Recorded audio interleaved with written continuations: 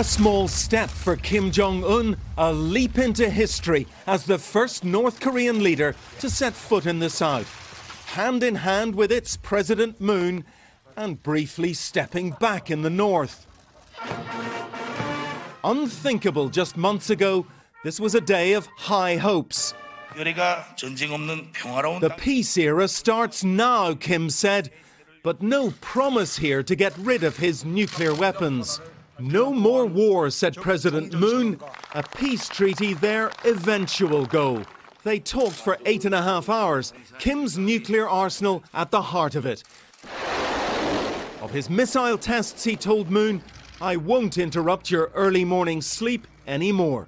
The big question that is still left unanswered is whether the North Korean leader is really willing to give up his nuclear weapons. The agreement they signed was long on pledges like ending the Korean War, but short on detail.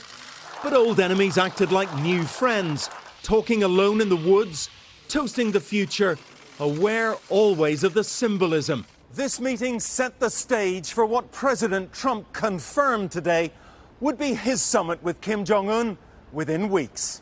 This one ending with a dinner, Kim's wife there too, some political theatre, the theme of the day, and a lot of unanswered questions. Bill Neely, NBC News, Seoul. Hey, NBC News fans, thanks for checking out our YouTube channel. Subscribe by clicking on that button down here and click on any of the videos over here to watch the latest interviews, show highlights, and digital exclusives. Thanks for watching.